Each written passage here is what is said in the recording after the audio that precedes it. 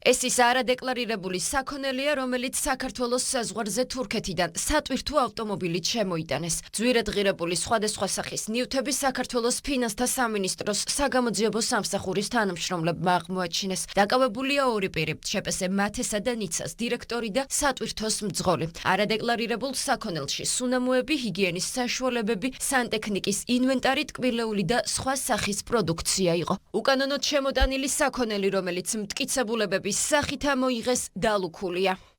გამოძიებით დადგინდა, რომ წინასწარ შეთანხმებით ჯგუფის წევრებმა ერთ-ერთი კომპანიის სახელით საბაჟო დეკლარაციაში ყალბი მონაცემები შეიტანეს და საქონლის საბაჟო ღირებულება 536.028 ლარის ნაცვლად 48.502 ლარით დაადეკლარირეს.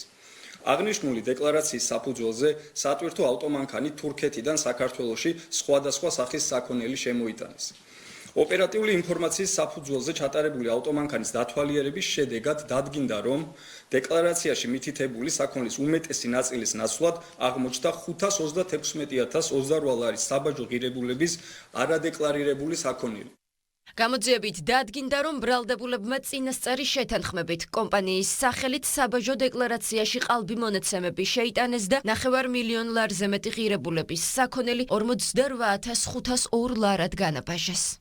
ნამდვილად არის ერთ-ერთი კომპანიის დირექტორი და ფიქსირდება კიდეც სამეწარმეო რეესტრში. შესაბამისად, კონკრეტულ დეტალებზე არ გვისაუბრია და შესაბამისად დაველოდებით საქმის ფასადებს. ამ ეტაპზე იგი თავს არ სცემს დამნაშავედ და იყენებს დუმილის უფლებას.